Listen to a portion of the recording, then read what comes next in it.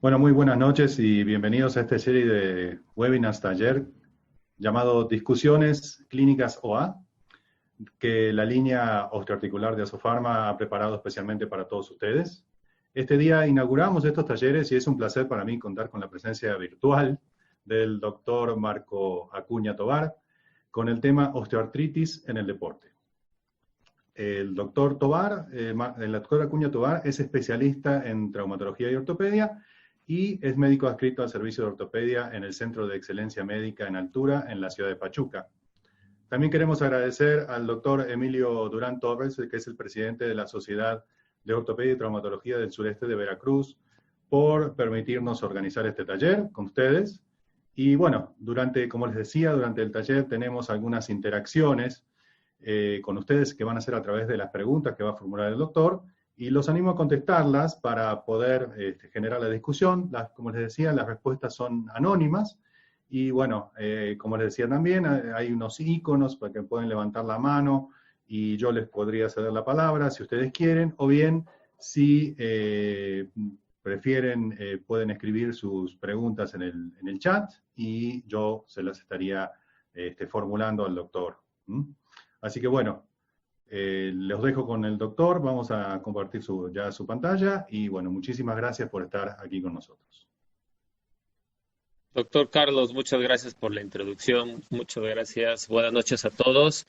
Livier, muchas gracias como siempre por la invitación a todos. Doctor Emilio Durán, creo que no tengo el gusto, pero muchas gracias por dejarme compartir con ustedes un poco. Creo que aquí lo más importante de este taller es que podamos platicarlo todos, ¿no? Que podamos participar. Me gusta mucho en los casos a veces mostrar tanto lo bueno como lo malo, porque creo que la mayoría de las veces aprendemos más de lo malo que de lo bueno, ¿no? Creo que todos hacemos cosas muy buenas y tratamos de ayudar a la gente, pero a veces por mucho que tratamos de hacer nuestra mejor técnica quirúrgica, no lo logramos hacer. A veces hay algunas fallas técnicas y obviamente eso, y sobre todo en los deportistas, puede afectar. Voy a empezar la plática hablando un poco sobre lo que sabemos de los atletas. En este caso, ellos llevan sus cuerpos al límite y siempre van a tener el riesgo de desarrollar problemas mecánicos que aparte, si se acompaña de algunas anormalidades óseas, va a predisponer a lesiones. Y esto va a aumentar en deportes que involucran el giro, el pivoteo y el salto.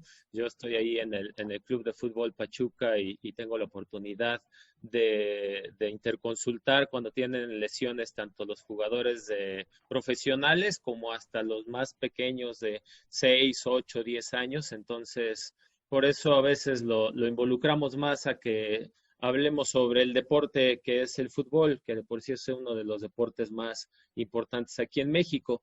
La incidencia de osteoartritis en general es del 7.7%, pero se presenta de 3 a 7 veces más en el fútbol, hasta el 26%, en levantadores de pesas 31% y corredores 14%.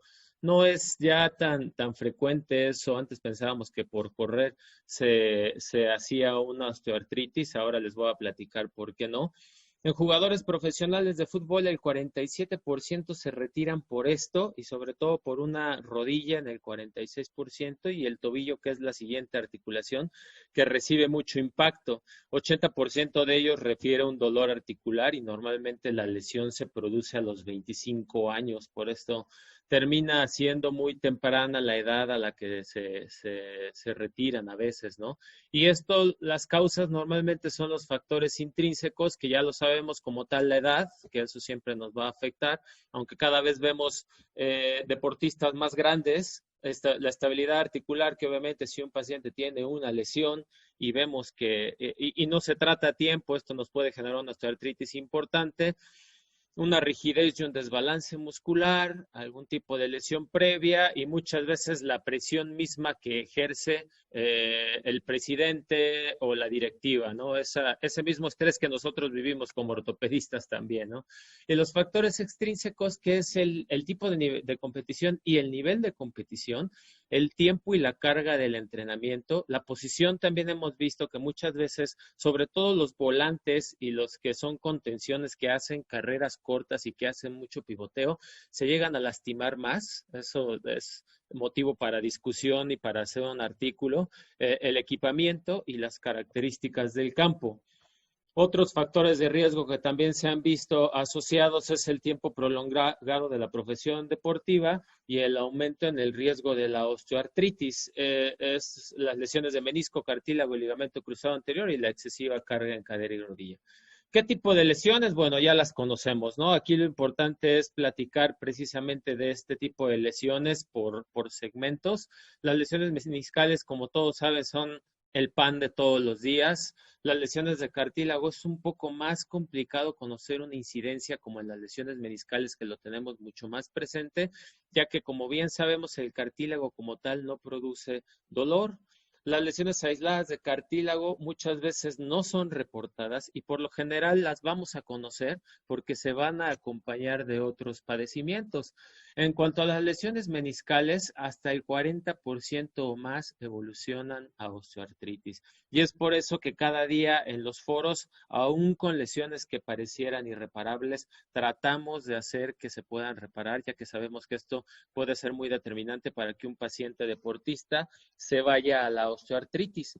Las lesiones reparables hasta el 2010, y eso porque actualmente ahora son más reparables, en ese entonces era el 10%, ahora como hay diferentes tipos de dispositivo y diferentes técnicas, se ha visto que se ha aumentado ese porcentaje de acuerdo al tipo de daño que tengamos. Y en cuanto a las lesiones del ligamento cruzado anterior, el riesgo de osteoartritis, como bien sabemos, va a aumentar si tenemos la lesión y no lo tratamos, pero que desafortunadamente por el mecanismo de lesión inicial y por esa inestabilidad y por esa reconstrucción que no puede ser perfecta, aunque hemos tratado de hacerlo, de todos modos va a haber un riesgo 5 veces más sin tratamiento quirúrgico y 3 veces más con tratamiento quirúrgico. En grupos jóvenes, pacientes de 10 a 17 años, que como les decía, ya los vemos ahora mucho más frecuente ahí en el club, la mayoría les va mejor con una reconstrucción que con el tratamiento conservador, pero hablando sobre todo de lesiones completas del ligamento cruzado anterior, que ya después podremos entrar en discusión también en eso, y nos va a disminuir el riesgo de una lesión de menisco medial, que si bien no entras por una reconstrucción del ligamento cruzado, sí puedes llegar a entrar a reparar un menisco y aumenta hasta el 41% comparado con el 16%. ¿Se pueden reparar las lesiones meniscales? Sí, de acuerdo al tipo de lesión, como les decía. Las lesiones condrales sí también, tenemos opciones. Sin embargo, esas opciones en deportistas a veces nos va a mermar el tiempo de recuperación. Ya conocemos cuáles son las lesiones meniscales, cuáles son los trazos. Obviamente les voy a platicar un poco sobre las principales, las que tienen mejor pronóstico van a ser este tipo de lesiones, que claro que a todos los artroscopistas, ortopedistas en general nos encantaría encontrar esta imagen que vemos aquí, ¿no? Una lesión longitudinal simple, gritándome, ponme un punto, por favor, ¿no? Incluso las luxadas en asa de balde, pero que tienen buena capacidad de regresarse a su lugar cuando son lesiones pequeñas y cuando están muy cerquita de la cápsula, en la zona roja. Y las de mal pronóstico, que son las que no nos gusta encontrar, pero que también por la manera en la que hacen una actividad tan intensa, a veces las encontramos, son este tipo de lesiones, ¿no? Y las complejas, que definitivamente esto creo que sí en general es irreparable, y pues ahí nos vamos a encontrar un problema de osteoartritis muy seguramente al tenerlo que quitar. Vamos a empezar un poquito con la situación de las preguntas. Les voy a presentar el caso clínico. Este es un masculino de 20 años, un defensa de fuerzas básicas. Con 10 días de evolución presenta esta lesión en asa de balde. Aquí podemos ver en la resonancia magnética cómo está el pedazo, ¿no? Y aquí en el corte sagital podemos ver la doble imagen del ligamento cruzado posterior. El paciente aparte refería bloqueo, no podía flexionar la rodilla más de 30 grados y esto fue lo que encontramos cuando decidimos hacer el tratamiento quirúrgico. Vean cómo tiene una lesión en asa de balde, obviamente reductible porque es muy fresca la lesión. Sin embargo, hay una lesión importante en la zona blanca, ¿no? Entonces, ahí cedería la palabra al doctor Carlos.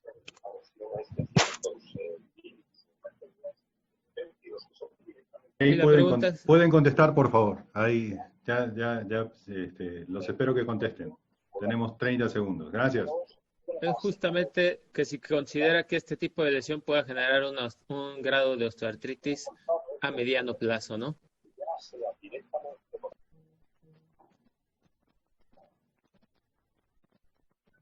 Siguen contestando. Ya hay 6 nomás. No sean tímidos. Contesten y ya. No se preocupen, contesten. De todos modos, Total, vamos a discutir todo eso.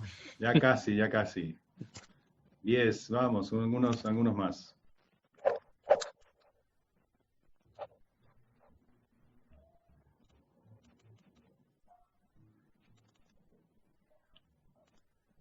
Ya se ve, ¿verdad? Sí.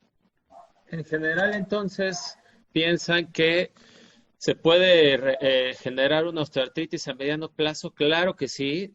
Tenemos una pérdida de sustancia en la zona blanca relativamente importante. Ahora lo que vamos a ver precisamente es qué se le hizo a esta lesión. Primero hicimos una fijación en el cuerno posterior con un fast fix. En general quedó bastante fijo, sentimos que estaba bastante reducido, estaba en su lugar, y después de eso hicimos el resto de la fijación con puntos, ahí vemos precisamente cómo se ve firme, y el resto de la fijación lo hicimos con puntos fuera adentro.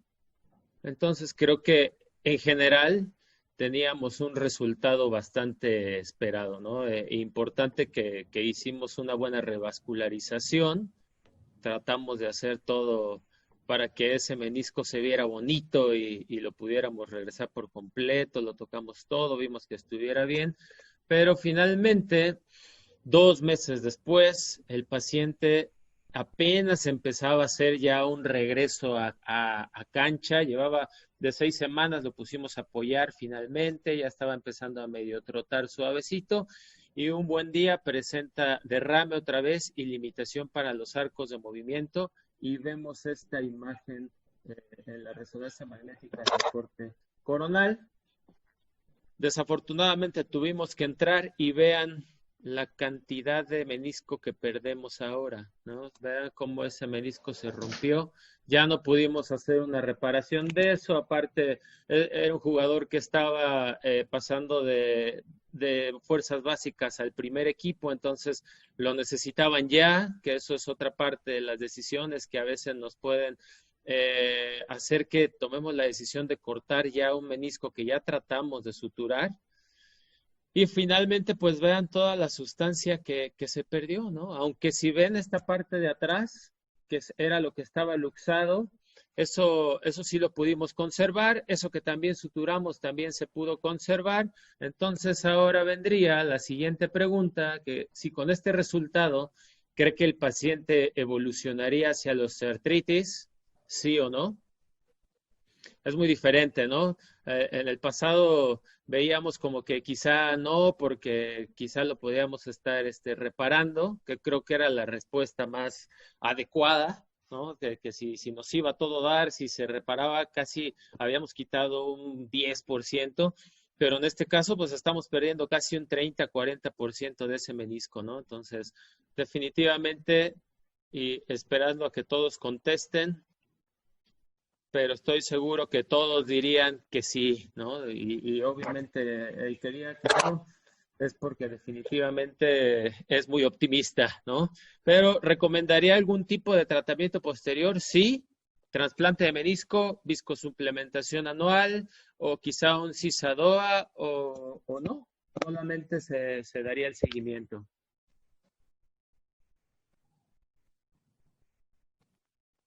Ahí en ese sentido yo creo que obviamente todos están de acuerdo en que tendríamos que proteger ese cartílago, que incluso ahí en la cirugía por el meter los instrumentos lastimamos una parte muy pequeña, pero claro que necesitaríamos algún tipo de tratamiento. ¿Qué tipo de tratamiento lo podemos discutir también?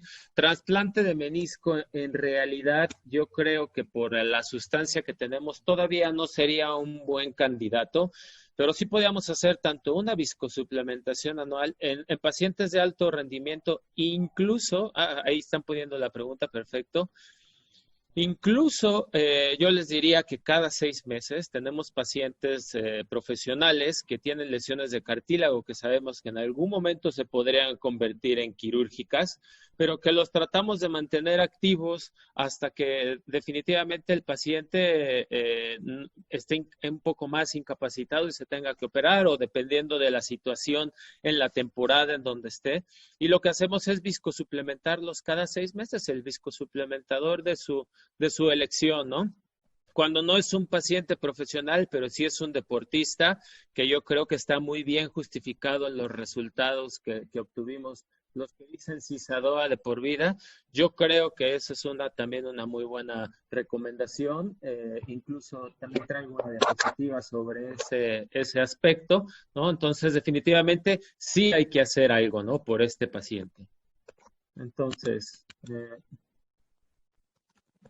el caso clínico 2 es un masculino de 26 años que es un jugador de básquetbol de fin de semana. No todo es fútbol en este sentido, pero también tenemos el básquetbol, que es otro deporte muy importante aquí en el país, y nos encontramos con esta lesión. El paciente lo que refería en general era un dolor clavado en la parte medial, no tuvo un mecanismo de lesión agudo, pero sí refería que cada vez era más intenso el dolor.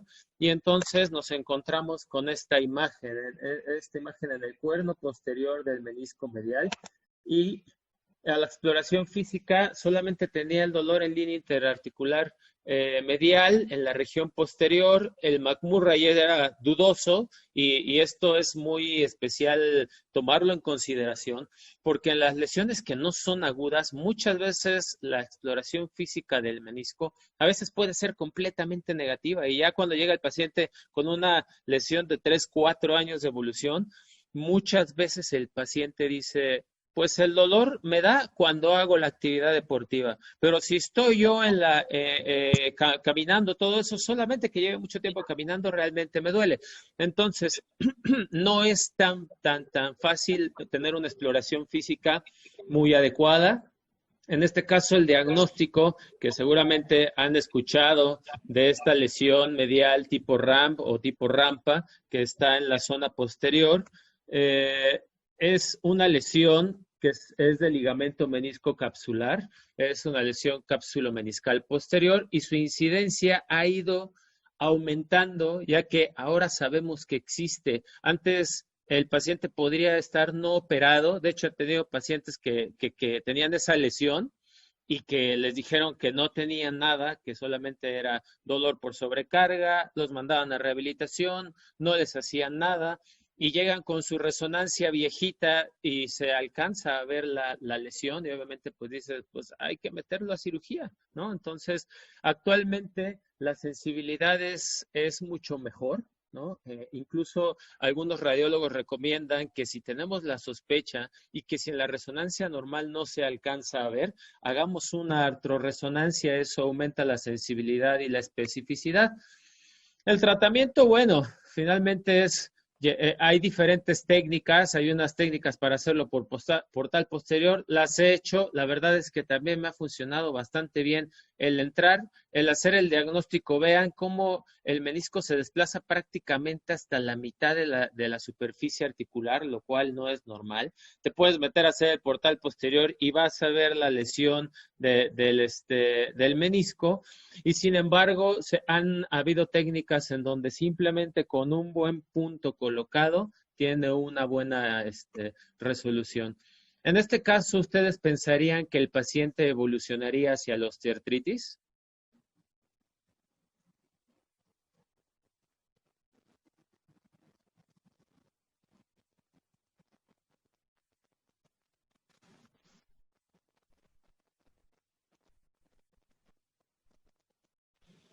Aquí tenemos una respuesta en donde muchos piensan que sí. Yo en lo personal creo que si tenemos un buen resultado, que generalmente ahorita también lo voy a comentar más adelante, si tenemos un buen resultado reparando ese menisco, es poco probable que se vaya a la osteoartritis, ya que en realidad tenemos el menisco completo, ¿no? Y finalmente también se han visto o hecho seguimientos de estos pacientes y con una buena reparación no evolucionan de forma rápida a la osteoartritis, lo cual es muy bueno, ¿no? Porque ahí definitivamente sí estamos salvando el menisco. Entonces, lo que les comentaba, nuestras opciones de reparación, ya conocen los dispositivos, creo que eso está de más. La única diferencia de lo que hacemos normalmente es hacer que nuestra punta de estos dispositivos vaya hacia abajo para que podamos sostener la cápsula posterior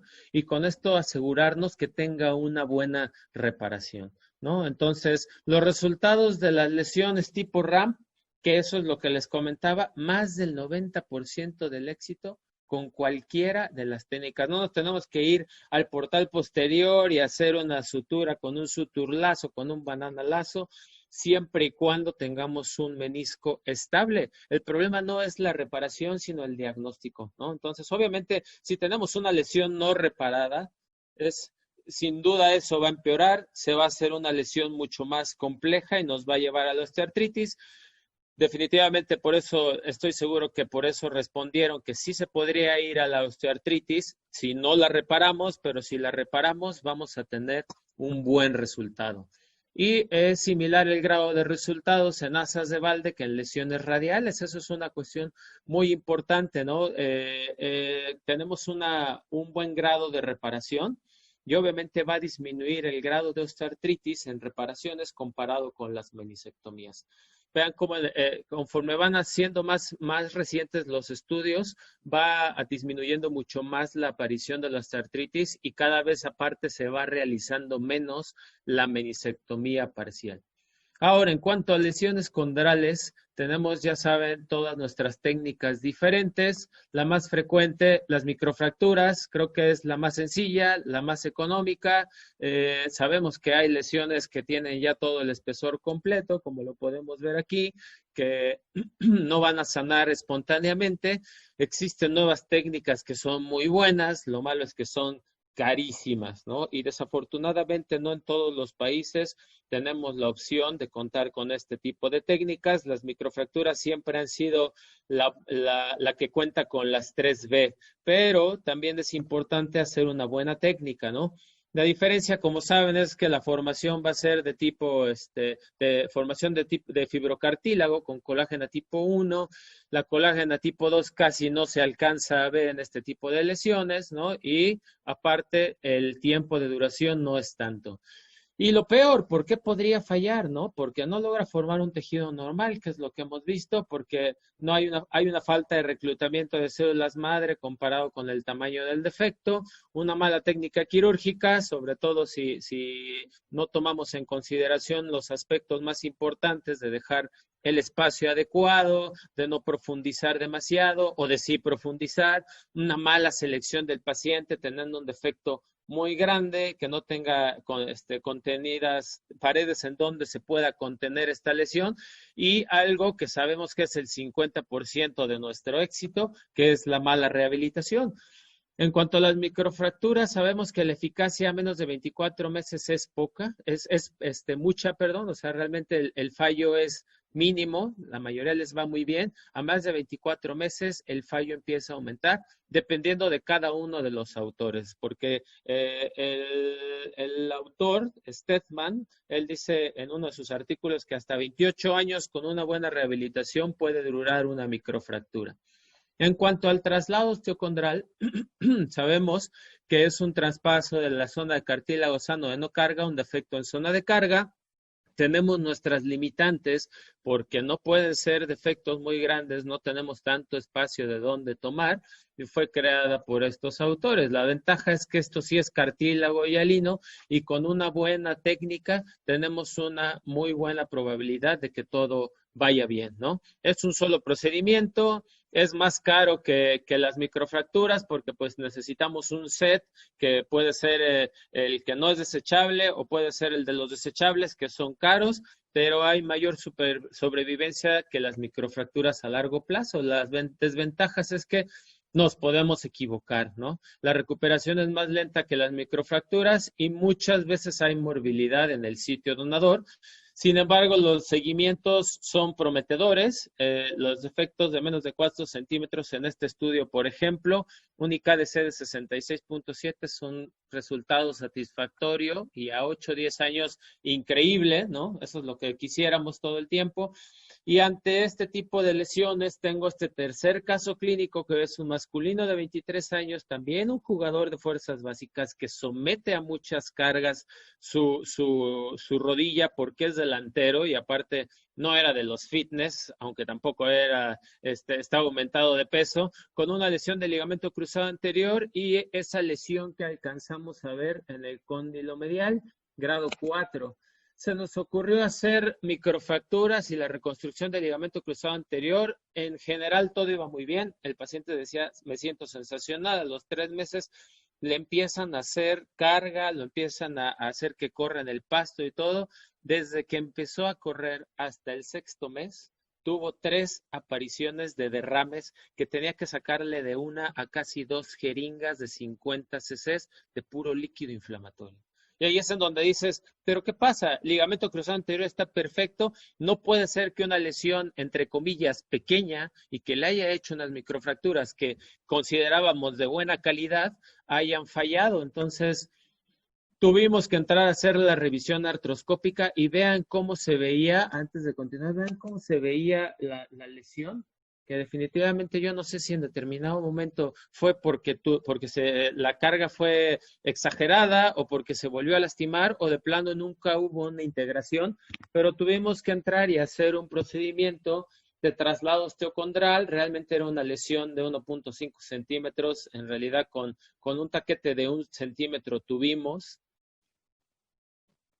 Y ahí vemos cómo estamos quitando o preparando la zona en donde vamos a colocar nuestro cartílago.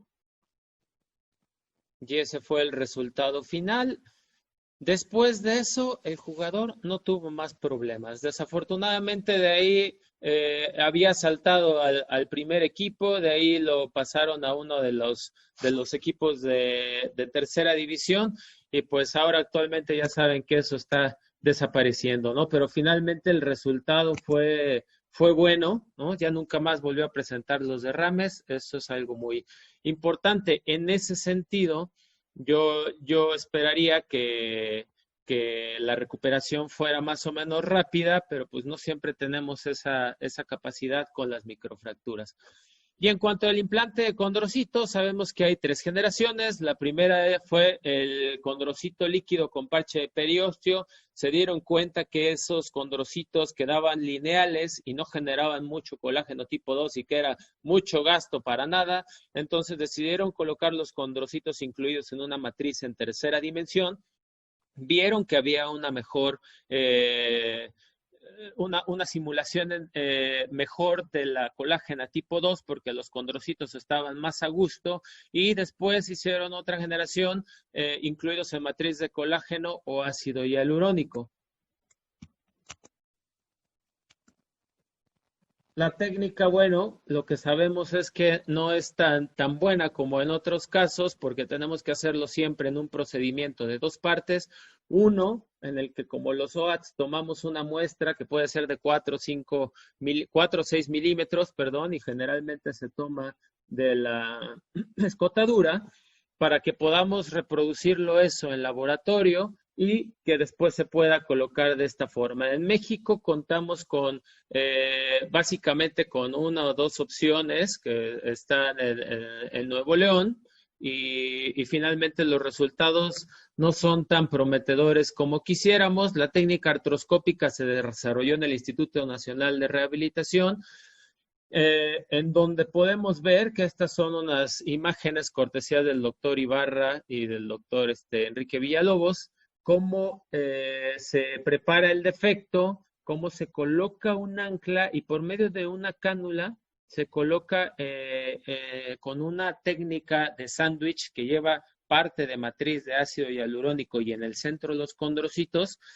Y la verdad es que los resultados han sido prometedores. Actualmente, de hecho, tienen un artículo que salió este año o recién el año pasado, en donde tienen un mejor resultado que las microfracturas. En SEMA no tenemos experiencia porque aparte nuestros deportistas tienen que regresar pronto y aunque el seguimiento es más o menos rápido y actualmente en España hay otra técnica que incluso es un poco más, es un poco mejor, porque tiene una mayor cantidad de condrocitos. De todos modos, los resultados o el regreso al deporte es entre 3 y 6 meses. Entonces, nosotros no podemos dejar parado mucho tiempo a un jugador, ¿no?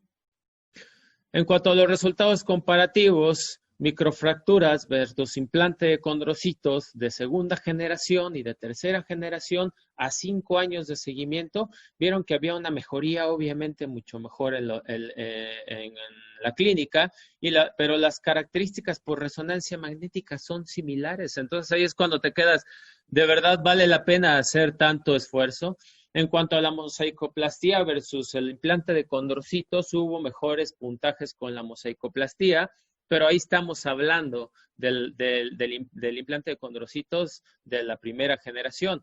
Es mejor, en este estudio hubo mejor aspecto en artroscopía con el implante de condrocitos, pero a 10 años hubo un menor grado de fallo con el implante de condrocitos, ¿no? Entonces, en cuanto al costo-beneficio, definitivamente ese es el problema, ¿no? O sea, no es para nada muy bueno el costo de acuerdo al beneficio, ya que midiendo por este tipo este instrumento que se llama QALY, que es la calidad de vida a un año, no hubo una diferencia significativa, tomando en consideración microfracturas e implante de condrocitos. Entonces, ahí es donde tenemos que poner la balanza si realmente vale la pena. Y obviamente las microfracturas, dependiendo del deporte y del autor, van a tener un buen resultado. Digo, en general nuestros resultados son buenos. Yo les muestro el no buen resultado, pero la mayoría de los pacientes a los 3, 4 meses están de regreso al deporte. En un implante, en un traslado osteocondral, regresan mucho más seguro al deporte siempre y cuando hagamos una buena técnica quirúrgica con los OATS, que es lo mismo, pero con otro instrumental, 93%. Y claro que el implante de condrocito nos va a asegurar que regresen al deporte. Lo malo es cuándo, ¿no? Entonces, microfracturas versus mosaicoplastía en este estudio. Los pacientes con mosaicoplastía tuvieron un mejor nivel de rendimiento. Y a futuro, pues obviamente lo que se está viendo es que podamos tener no un trasplante de menisco, sino un menisco que sea completamente hecho con una nanoestructura de ácido poliláctico, es decir, como si pusiéramos una sutura, ¿no? O tener pegamentos como tipo cola loca que aparte de todo estimulen la lesión para que se pueda reparar. Y el cartílago ahora, aparte de tratar de hacerlo con células madre, están tratando de hacer constructos que sean impresos o impresiones en 3D al tamaño y que tengan aparte bioactivos para potenciar las microfracturas, ¿no? Es decir, hacer un parche de colágeno o un parche de algo que estimule para que al final utilicemos microfracturas, pero esas microfracturas se hagan mejores.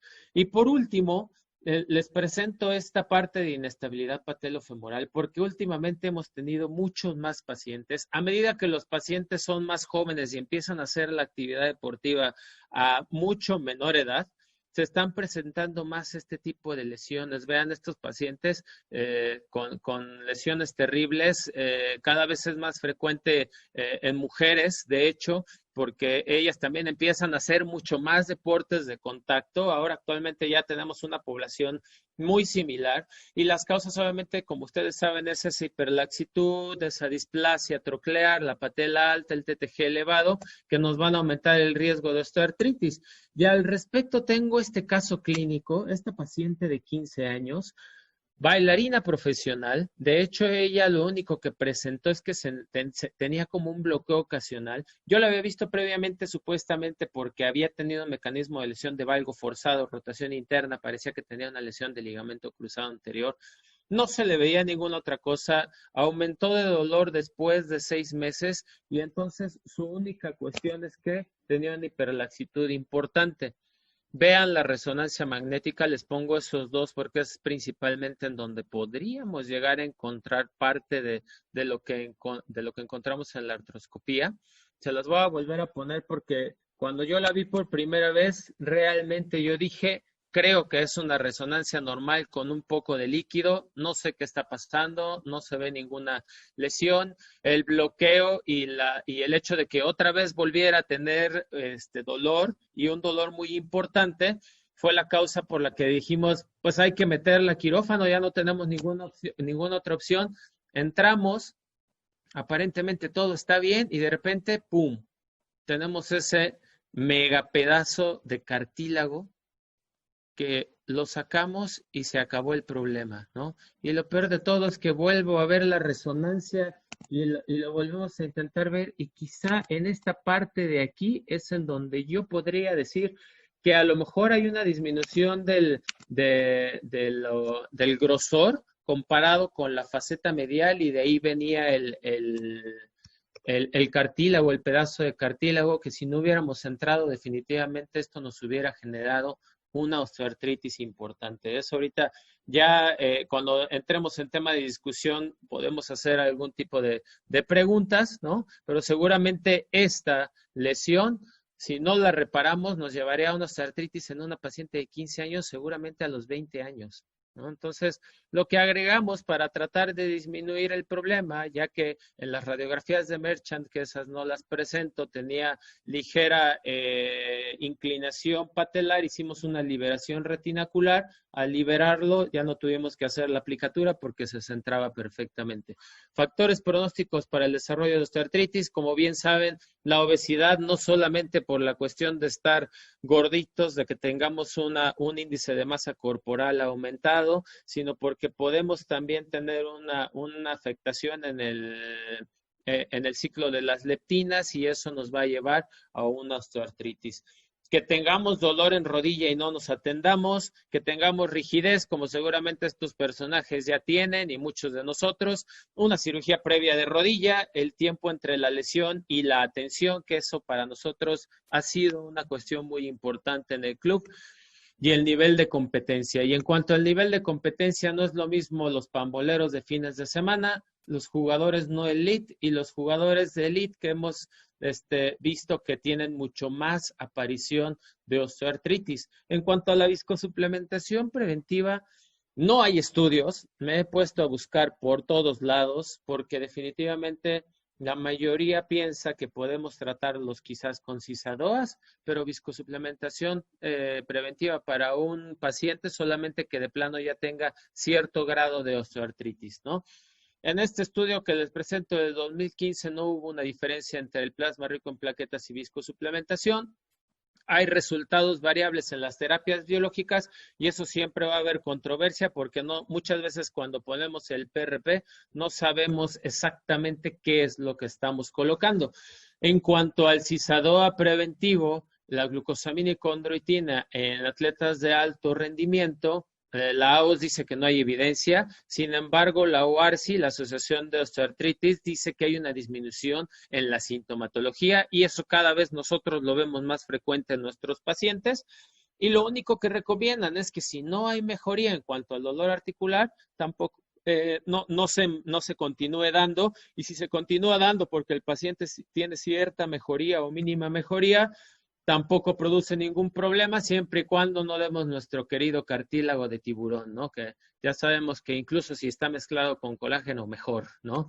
Pero lo que sí sabemos es que hay este estudio de un cisadoa preventivo y eso vean el journal en el que está, ni siquiera es un journal de sports medicine, ni de ortopedia, artroscopía, nada, es uno de biología molecular, en donde lo que hicieron estos autores se dieron cuenta que este marcador CTX2 era un marcador de degradación de cartílago y encontraron altas concentraciones en pacientes que supuestamente eran sanos, pero que este marcador disminuyó con el uso de glucosamina con condroitina. Entonces, actualmente lo que han dicho es no colágeno hidrolizada, no otro tipo de medicamentos, sino los que tienen glucosamina y condroitina son los que realmente nos pueden llegar a funcionar. Lo que les comentaba a los corredores, ya no es tanto la situación de que corras en duro, en blando, aunque obviamente entre menos impacto le produzcas a esas articulaciones, claro que vamos a tener menos desgaste, pero lo que sí se ha visto es la técnica, ¿no? Entonces, en un paso corto, con mayor frecuencia, puede llegar a disminuir la aparición de osteoartritis. Y lo que se dieron cuenta es que en pacientes que daban una zancada muy larga y que aparte de todo no daban mucho descanso y que corrían todos los días, tenían más riesgo de aparecer la osteoartritis. Y que aparte de todo tiene que estar acompañado de un cierto grado de sentarse en el gimnasio para hacer fortalecimiento. Entonces, en cuanto a las conclusiones, sabemos que la osteoartritis postraumática o que es secundaria a los deportes va a repercutir en nuestros jóvenes, va a repercutir en el deporte como un estilo de vida, o sea, no solamente en los deportistas de alto rendimiento, y que es muy importante entender qué factores van a incrementar el riesgo, que son tanto los estructurales como los biológicos, para poder tomar las medidas terapéuticas efectivas. Muchas gracias. Y abrimos micrófonos o el chat para discusión.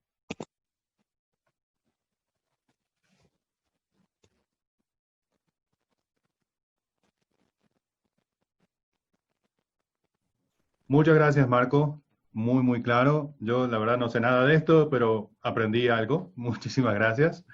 Y bueno, si alguien quiere, como les decía, levantar la mano o escribir en el chat, adelante, para que podamos hacer algunas preguntas.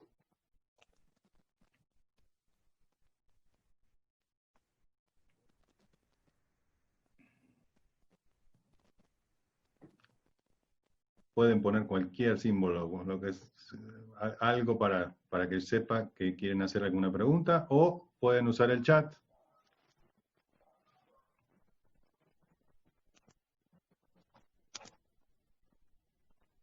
No sean tímidos, no se preocupen. Muchas gracias, doctor Pablo. Bueno, te mandan a felicitar en el chat. Muchísimas gracias. Yo le preguntaría a la gente si realmente en su práctica clínica ocupan mucho los ISADOAS. Y si lo ocupan, ¿qué tipo de ISADOA ocupan? ¿Glucosamina, colágena? Me gustaría saber en el foro. ¿Alguien quiere decir algo? Parece que todo muy claro. O es muy tímida la O todos audiencia. están en mute. Igual lo pueden escribir en el chat, no hay problema. Sí. Pueden. Están en mute. Yo los tengo que dar sacar el mute para que puedan hablar. El doctor Emilio Torres quiere levantar la mano. Perfecto. ¿Sí? Muy bien. Adelante, doctor. Puede activar el micrófono ya. Creo que como que no se desbloquea, ¿eh?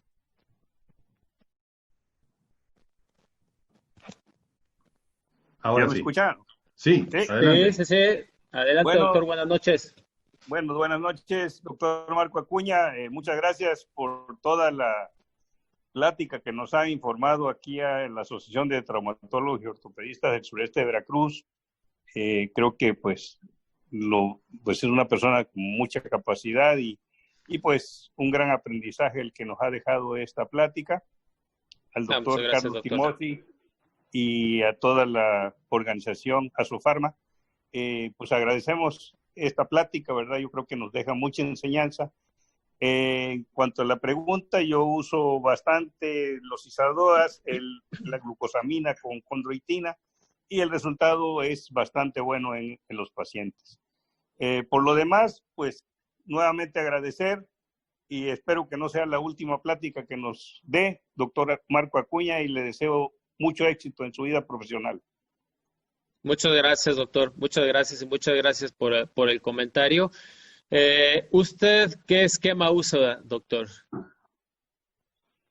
En cuanto a la administración de Cisadoa, pues darle 1,5 gramos. Yo me gusta usarlo un tiempo bastante prolongado, unos 6 meses, y la movilidad y mejora bastante, mejora la sintomatología, y bueno, yo considero que da mejores resultados en cuanto a otros productos de colágenos. Para mí sigue siendo de primera elección. Eso es bien importante, ¿eh? En ese sentido, coincido completamente con usted. He tenido esa situación en que les das otro tipo de producto y no sienten tanta satisfacción como si les das el colágeno con condroitina, ¿no?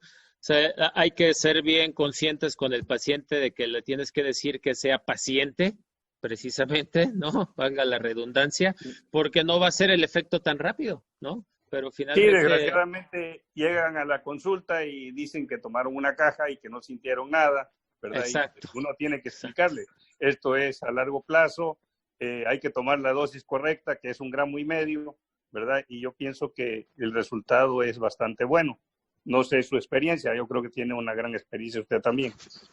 Mínimo 6 semanas, decirle que quizá no haya tanta respuesta, ¿no? Ahí inteligentemente el laboratorio hace la mezcla con antiinflamatorio para que el paciente sienta que hay cierto grado de efecto, ¿no? Pero sabemos perfectamente que la glucosamina y condroitina va a tardar por lo menos 6 semanas en hacer cierto grado de concentración. Tengo buenos resultados, la verdad es que sí hay buena experiencia en ese sentido. La verdad es que, como bien sabe, muchos pacientes llegan con la primordial idea de no quererse operar, ¿no? Entonces, definitivamente tratamos de que esa sea la base de nuestro tratamiento, la base de nuestra pirámide del tratamiento de la osteoartritis y de ahí para arriba, ¿no? Pero muchos se quedan ahí, ¿no? Y Totalmente de acuerdo con usted, doctor. Totalmente de acuerdo. Sí. Lo malo es que a veces llegan con una resonancia, llegan con que sí tienen una lesión condral y pues hay gente que dice lesión condral es igual a con eso pago la mensualidad de mi coche, ¿no? Entonces llegan a hacerles artroscopías limpias, ¿no? O medio limpias. Entonces ya te encuentras con la complicación ahora de un poco de fibrosis, de un procedimiento que quizá no se debería de haber hecho y que podemos ahora escalar a lo mejor al siguiente peldaño, que es una viscosuplementación.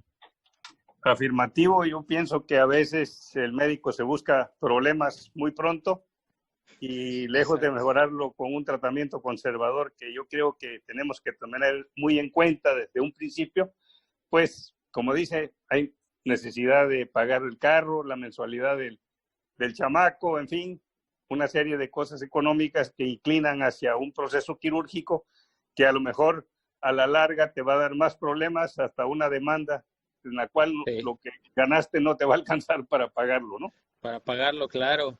Y ahora, en cuanto a viscosuplementación, yo creo que lo más importante, yo no sé, que eso también siempre es una pregunta que muchos hacen en los foros de viscosuplementación. ¿Qué tanto hacen en cuanto a cobro?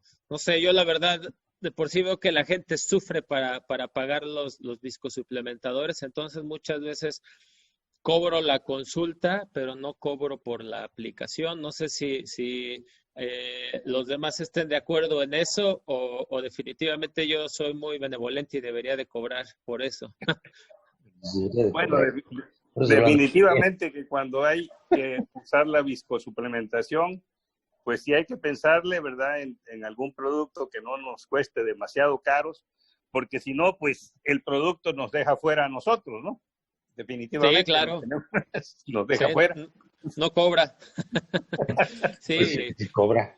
No cobra la cosa, sino cobra por ponerlo. El que está hablando contigo es el doctor Manuel Cuellar. Sí, sí. No, es el doctor Emilio. Yo soy el doctor Manuel Acuña Cuellar, a sus órdenes. Ok, Manuel Acuña Cuellar. Acuña Cuellar. Doctor, la operación, como hemos visto, fabulosa y llena de conocimiento. Mi pregunta es, está encaminada a qué pasa en los pacientes que usted nos presentó con lesiones de menisco. En su recuperación, ¿usted utiliza o recomienda que se le aplique viscosuplementación como protección a corto o largo plazo para la recuperación del paciente, o simplemente lo manejaría con cisadora?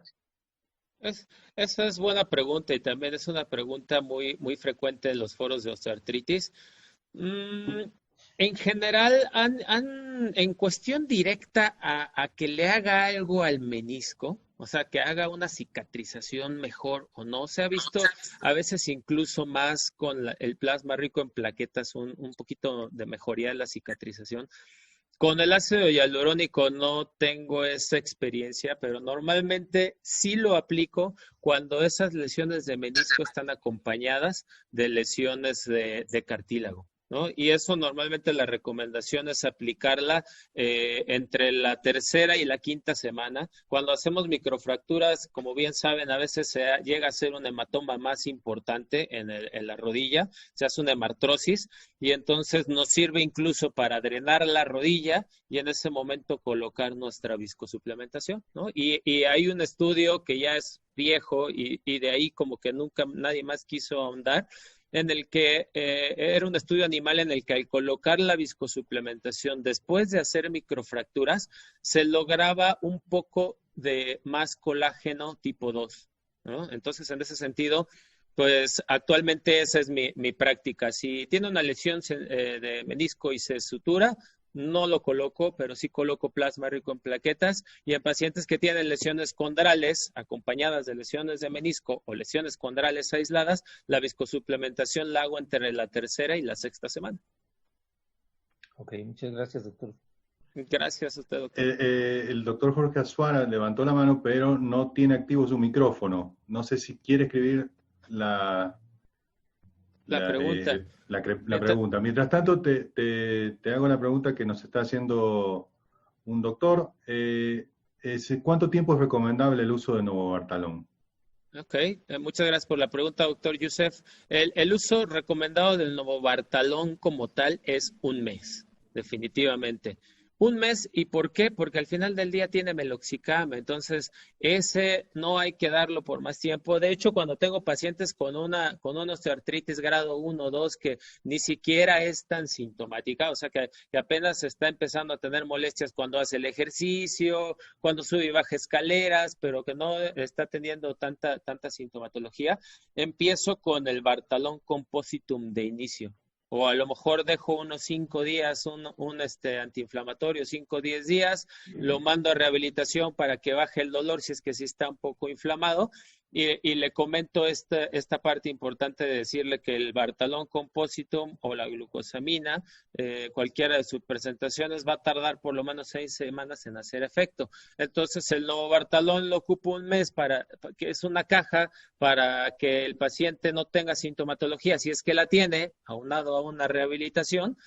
Y después de eso, seguimos con el Bartalón Compositum. ¿Cuánto? En el último foro que tuvimos de viscosuplementación y osteoartritis, hubo reumatólogos y hubo incluso químicos que afirman que ya no tenemos que dar la recomendación de 3 meses y suspender un mes, 3 meses y suspender un mes, sino que actualmente se puede dar continuo y que no va a presentar ninguna afectación ni en los riñones, ni que nos va a subir el azúcar, ni nada. Entonces, esa sería la recomendación, doctor. No sé si le queda respondida su pregunta. Perfectamente. Muy bien. ¿Tenemos alguna pregunta más? Estamos a buena hora. Hace una hora que empezamos, entonces estamos a muy buen tiempo. Bueno, parece que ya no. Desde Villahermosa, muy bien, muchas gracias, doctor. Perfecto, de Villahermosa. Muy bien. Pues creo que ya no hay ninguna otra pregunta. Vamos a ir cerrando. Pues bueno, muchísimas gracias, doctor Marco Acuña Tovar, Por supuesto, muchísimas gracias a la línea osteoarticular de Asofarma por el apoyo ante estas iniciativas de valor agregado en la práctica diaria de nuestros médicos.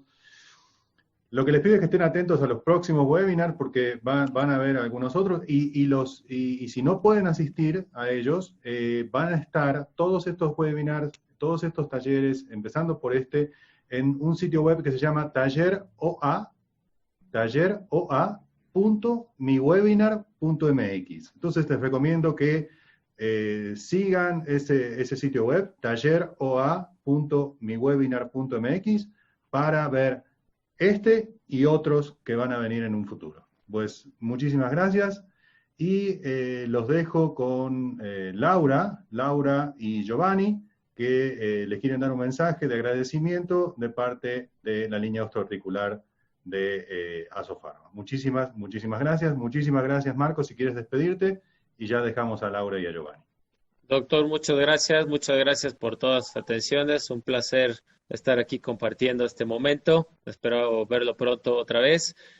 Muchas gracias a todos los asistentes por estar aquí. Espero que haya podido resolver un poco de sus preguntas. Y si no, de todos modos, en el chat les dejo mi correo para que con mucho gusto, si no quisieron preguntar ahora, lo puedan preguntar por correo. Estoy a sus órdenes acá en la ciudad de Pachuca, lo que necesiten. Muchas gracias a todos. Buenas noches. Buenas noches. Hola, muy buenas noches. Adelante, Laura, te escuchamos. Muy buenas noches a todos. Yo quiero agradecerles a toda la sociedad por habernos acompañado y por haber logrado que sea un éxito este evento y gracias a este evento, bueno, pues pueden haber muchos más. Y bueno, yo soy Laura Sánchez, estoy como gerente de distrito del sureste del país y bueno, mi compañero es Giovanni, que es el representante médico que los visita. Y bueno, pues sin embargo, no los conozco realmente a todos, pero bueno, una vez que pase todo esto de la pandemia, pues espero ir a visitarlos a su consultorio.